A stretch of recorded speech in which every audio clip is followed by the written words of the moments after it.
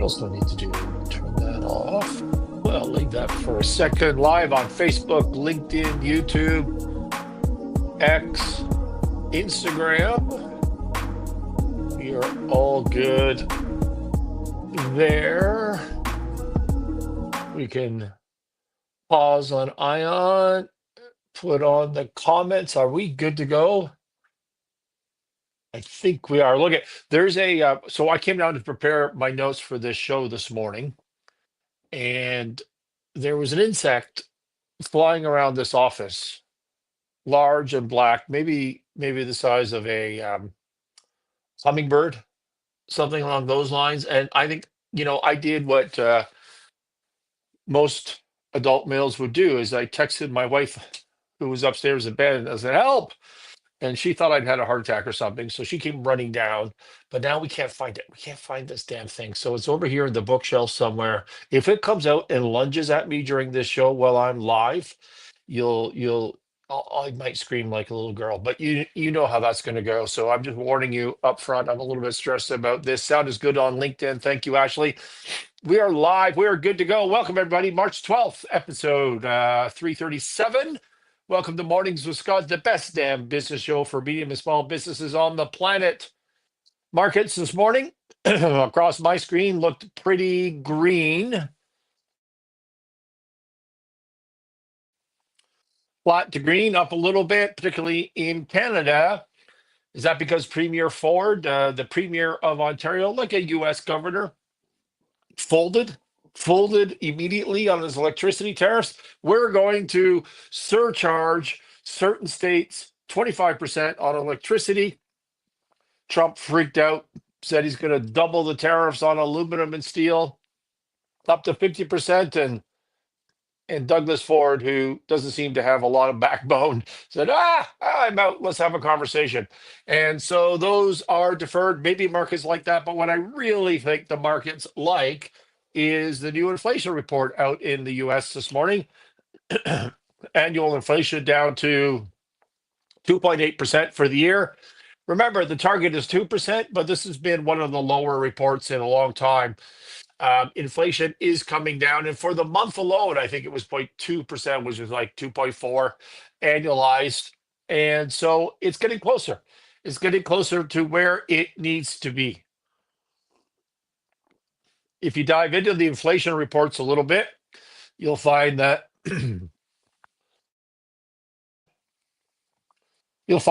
food has had slower growth. There was a report out yesterday that eggs are actually declining, which is cool, but food has got slower growth. Look at inflation doesn't really ever go negative. It can on certain things like energy and commodities. Prices could actually go down.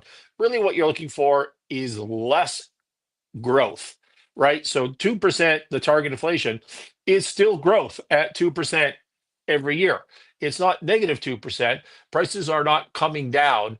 What you need to do is stabilize the inflation, stabilize the 2% growth, and then increase your wages and earnings so that things normalize out and the value of the dollar just depleted forever. But within this inflation report, food had slower growth. Energy actually came down. Here's an interesting one. New vehicles went negative. So the price of automobiles are starting to decline. All of the manufacturers have cut back on production, so there's less supply, yet prices are still dropping, which means there's no demand. What does this all tell us? We are in a recession. That's what it tells us. I don't care what the statistics say. This is a recession. The cure to inflation is often a recession. That's why they pump up the interest rates at the central banks. That is to cure demand, because you can't afford to buy eggs. You can't afford to buy a new car or an airplane trip.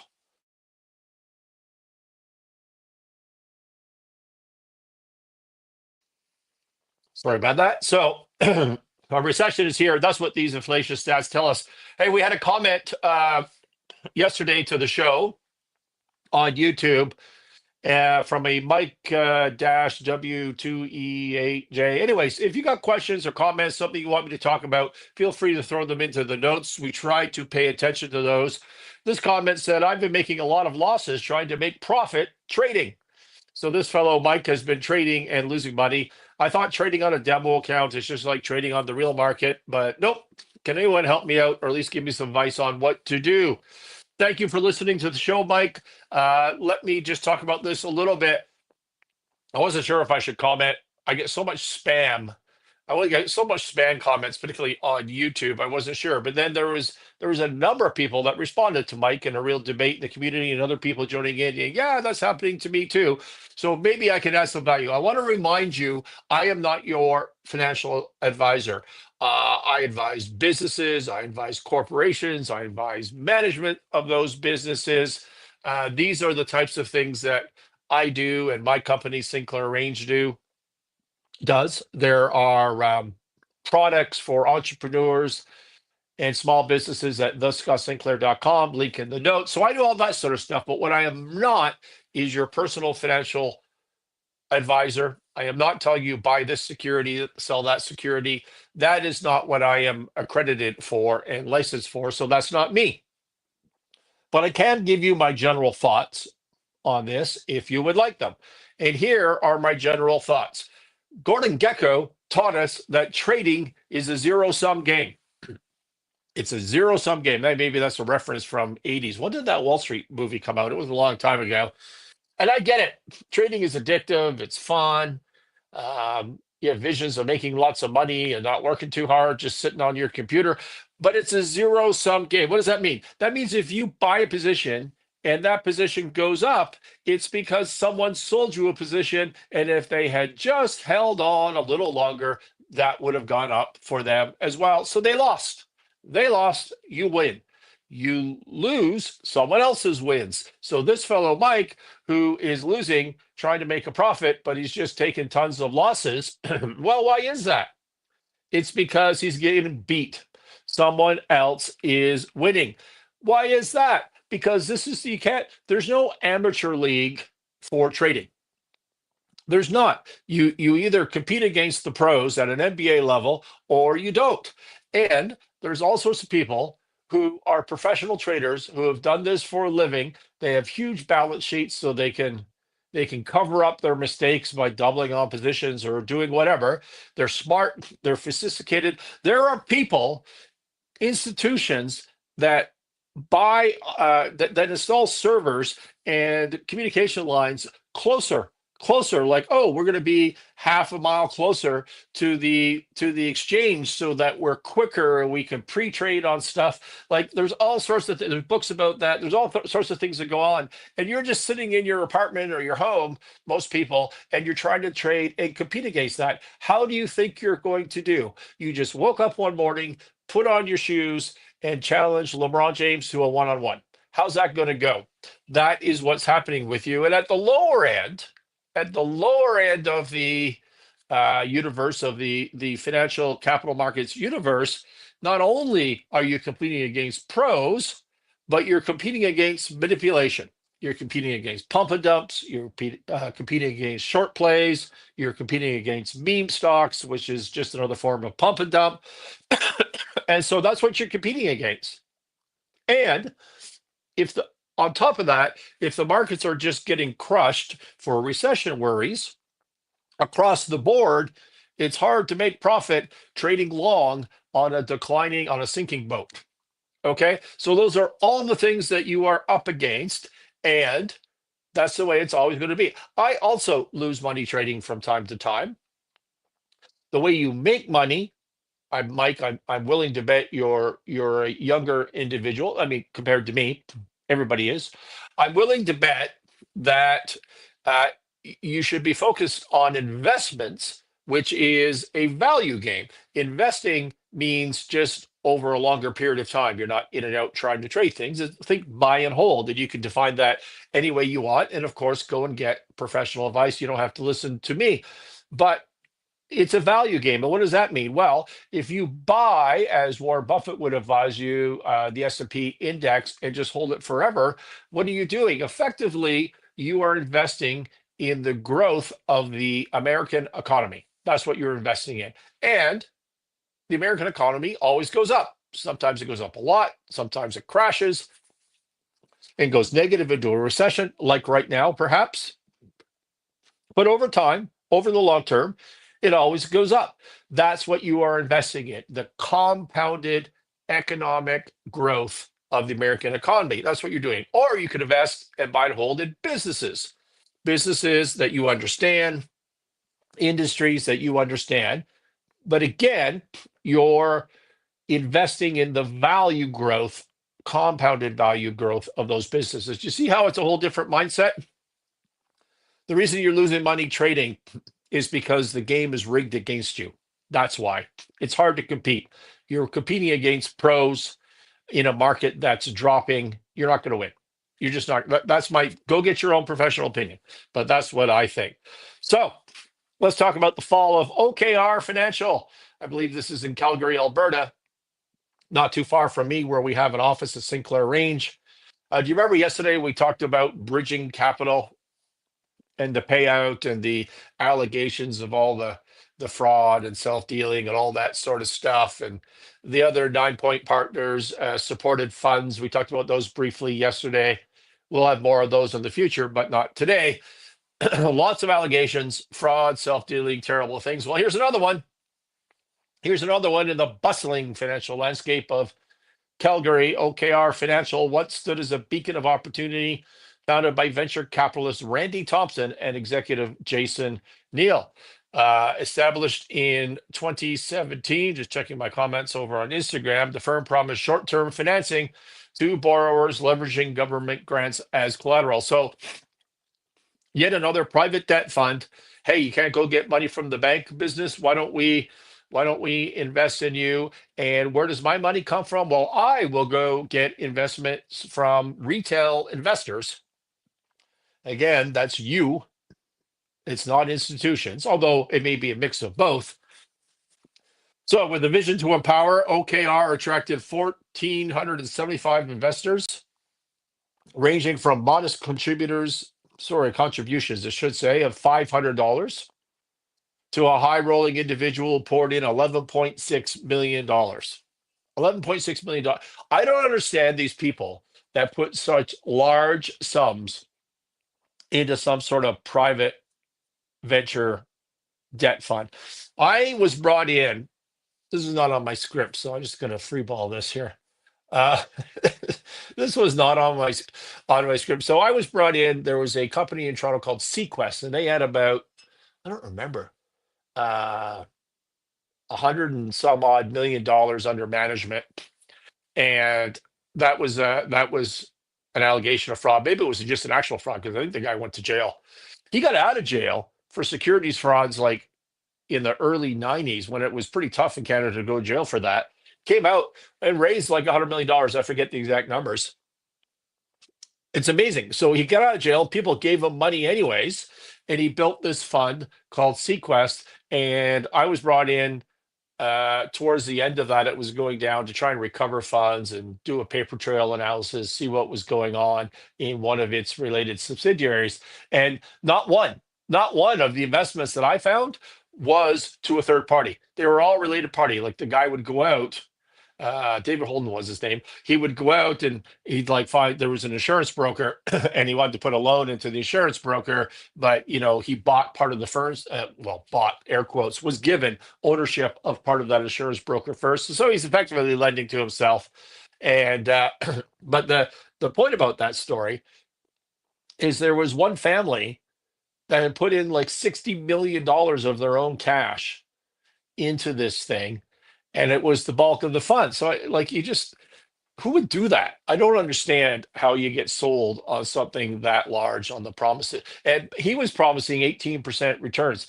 He wasn't lending at 18%. He was promising his investors 18% and then hoping to put out the money at greater than 18%. It obviously was a disaster. So this guy, so one individual of 11.6 billion into OKR funds. The total funds were 79.34 million. I believe they got up to 100 million at one point. So this one individual was 10-15% about it. But I'm not worried about the person that put 11.6 million in. I'd be more worried about the person that put $500 in that they probably couldn't afford to lose. So the trouble started with whispers of mismanagement. Lou Turnquist, a Calgary consultant, appointed as chief restructuring officer. I do that work all the time.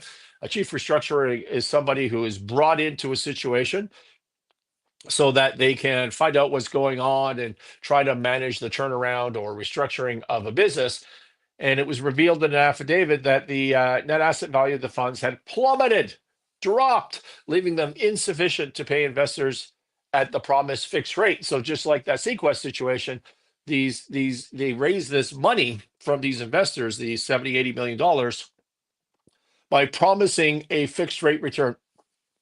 I'm going to make like 30%. I'll pay you 12 and keep the rest. That's the pitch that goes on there. Turnquist pointed to poor internal controls. Defense wins champions, folks.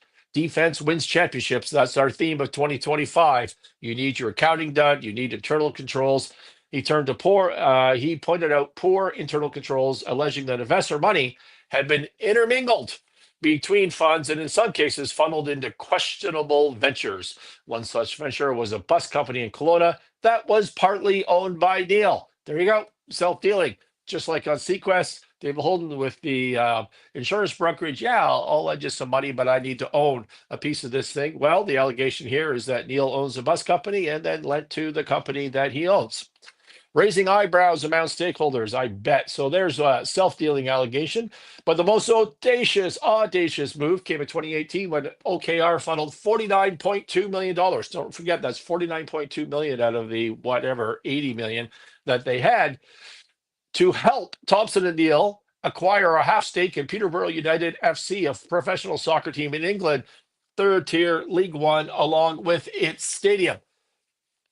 You invest in this so they can invest in local Alberta businesses, get a high yield. I don't know if it was factoring or what they were trying to do. It's supposed to be secured, guaranteed. I'll pay you on a fixed return.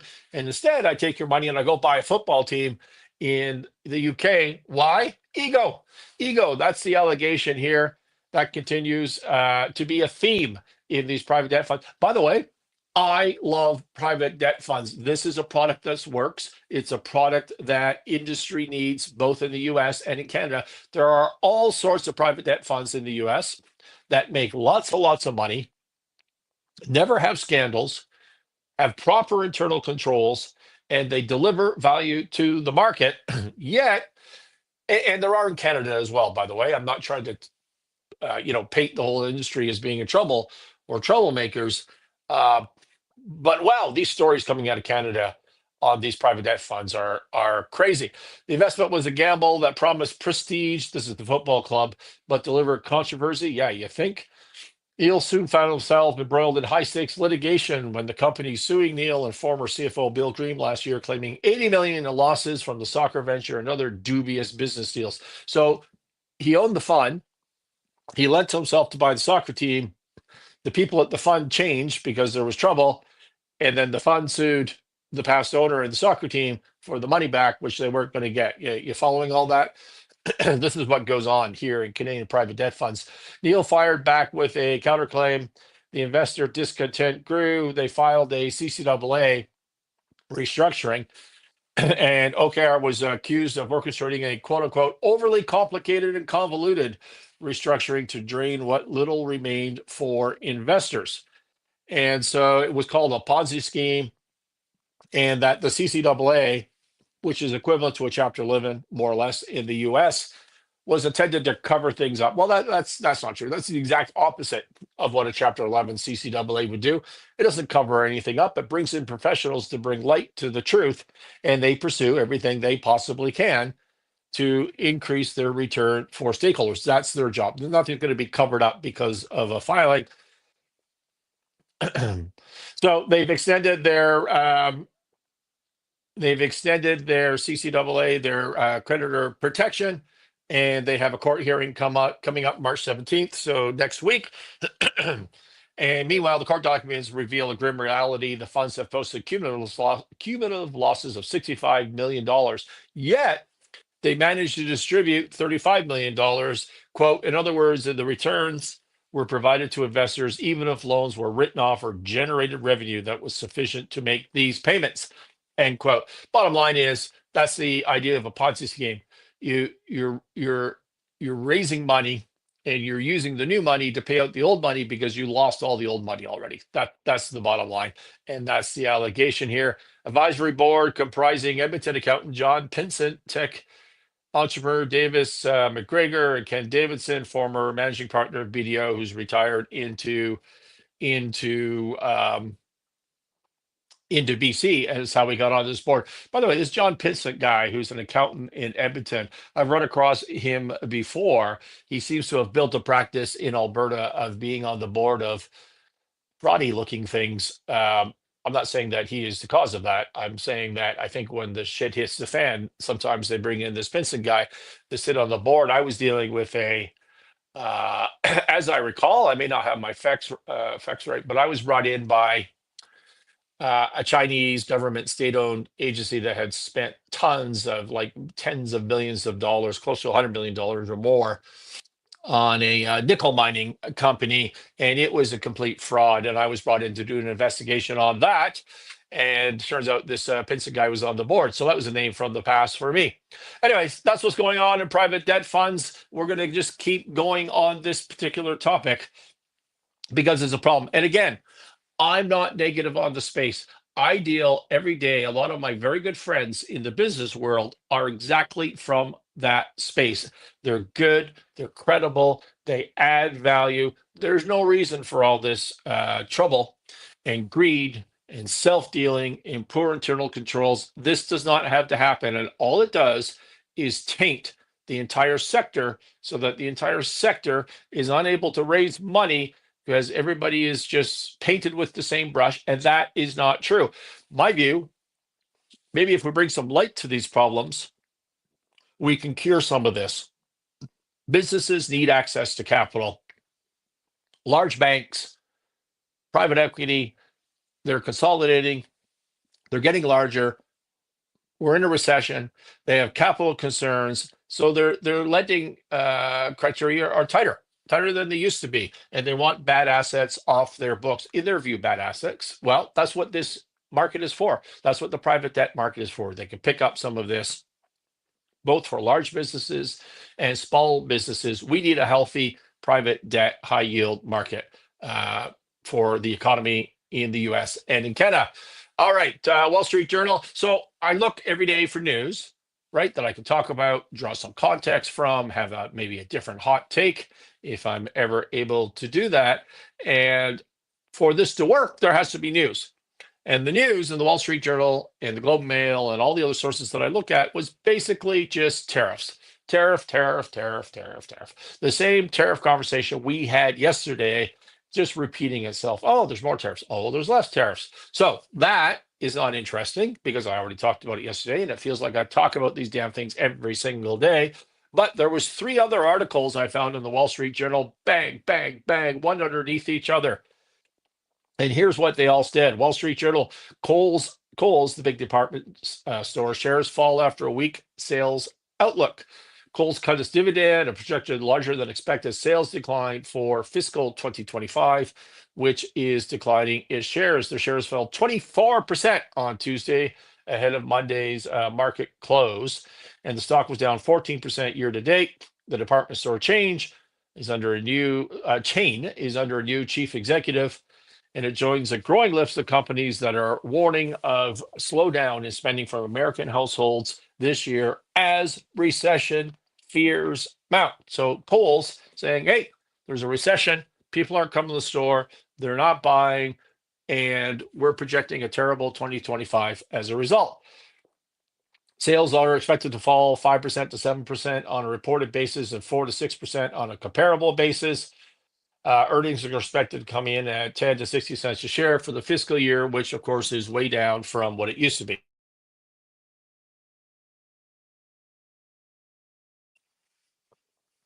Kohl's was already facing a decline in traffic after a disappointing back-to-school season. And bottom line here is they are projecting a recession. That's my point. I don't think we're not trading Kohl's, so we don't really care about that too much. But when you have a extremely large multi-location department store and they're saying, hey, people aren't coming in, they're not buying, they can't afford stuff, this is a sign of a recession. Article number one. Article number two, Wall Street Journal, airlines warn of near-term turbulence. Little pun there, right? Near-term turbulence as recession fears loom. Several top airlines cut the guidance over fears that an incoming recession could further erode travel demands after a choppy start to the year, weighing on the battered sector shares. Executives from Delta Airlines, American Airlines, and other major carriers warned that demand from consumers, business customers has come under pressure in the first quarter. The most common factor, mounting economic uncertainty, not planes falling out of the skies. That couldn't have anything to do with people flying less. Couldn't have anything to do with the fact that they doubled prices. Used to take me, so I would drive from this place for a few hours to get to a city center, Calgary, and then I would fly on WestJet to Toronto to my office there, and I could go in business class. It's not fancy, it's not first class. There's nothing exciting about it, but in business class, maybe it was $800 Canadian, something like that. Maybe it was 900 Canadian. And now it's like 15, 16, $1,700 if you can get the flight at all. So they've cut back on their loads. The prices have doubled, and that's enough of a change that I don't know.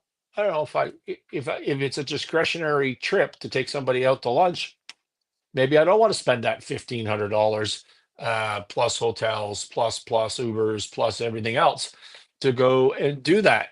So I've made the choice in 2025 to do less of that. We'll see how that plan works out for me in the business. But it's not the prices according to the airlines. It's not the planes falling out of the sky. It's the economy. What we're seeing now is a kind of broad softness in the macro economy, says Southwest Airlines. It's hard to attribute to any one thing. No, it's not. All right, Wall Street, that was article number two. Wall Street Journal article number two, Trump's economic messaging is spooking some of his own advisors. Grain of salt, reality check on this. Everything from the Wall Street Journal that talks about Trump is tainted. They're very anti-Trump. They do have a little bit of TDS going on, so let's just hold our nose as we do this one. President Trump's stop and start trade policy and uneven economic messaging have rattled some of his own allies, triggering a flood of calls from business executives, concerns from Republican lawmakers, and tension in the White House.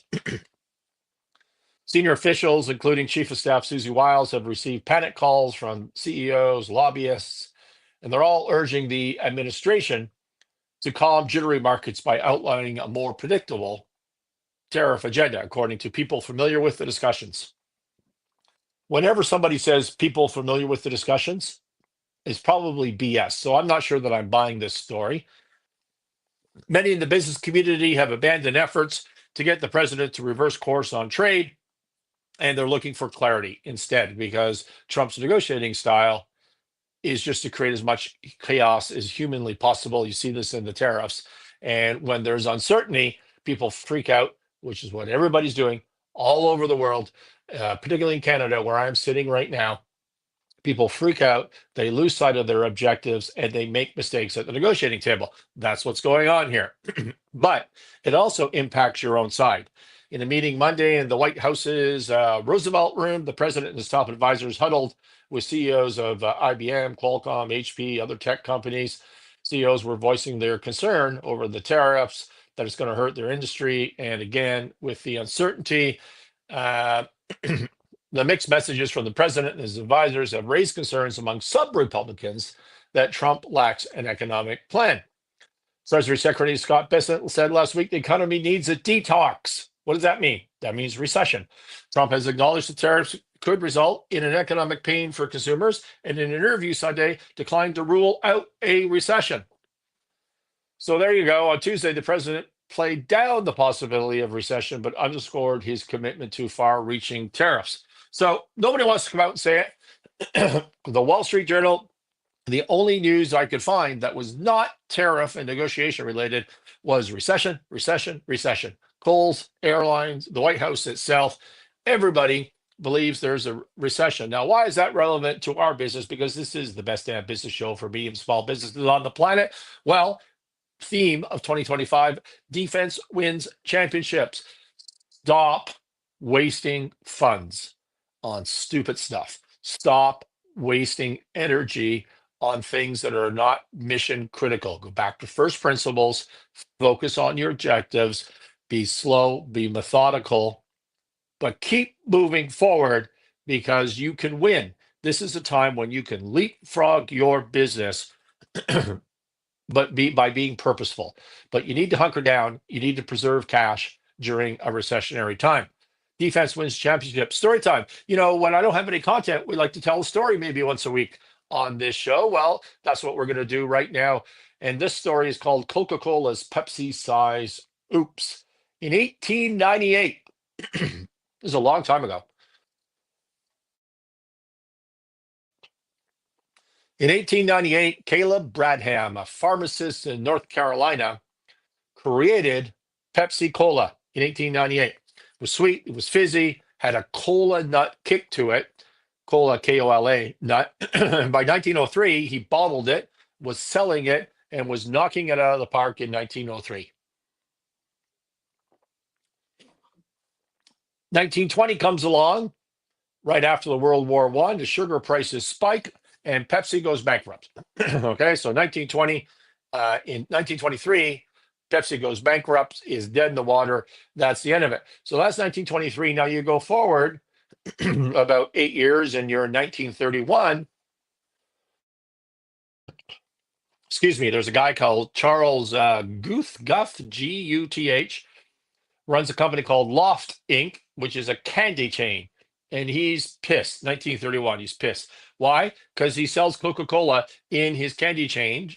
And during this Great Depression, Coca-Cola increased the prices, and they were charging him 80 cents a gallon for the soda syrup, which I guess in Depression time, as it says here, was highway robbery.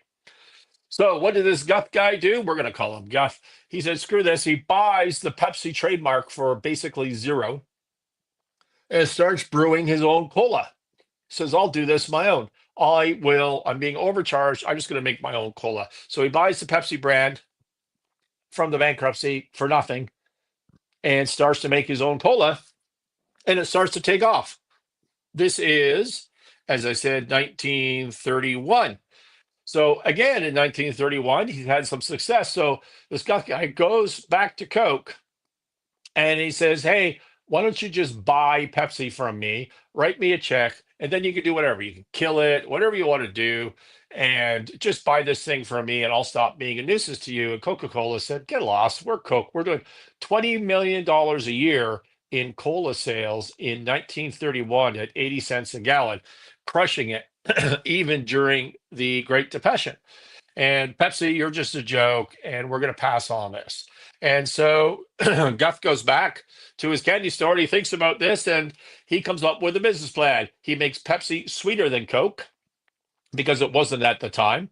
I grew up on Pepsi. My family was my father in particular was a big Pepsi drinker, and I think he liked that it was sweeter than Coke. I think it's simply that. He made it sweeter than Coke. He put it in 12-ounce bottles, whereas Coca-Cola was selling 6-ounce bottles, and he sold it for a nickel, whereas Coca-Cola was selling half the size, also for a nickel. Customers went nuts, twice the soda, the same amount of money. And in 1934, so very quickly after he changed that business plan, within a couple of years, Pepsi's back, and Guth is just crushing it on cash flow, and he's running ads that rub in his victory, like, quote, more bounce for your ounce, end quote. And Coca-Cola is struggling. So late 1930s, by the late 1930s, Pepsi is a legit player. Coca-Cola starts suing. They got trademark fights, recipe spats, but they can't do anything to put a dent in Guth and the Pepsi success story. And it turns into a Depression era steal, and it sticks.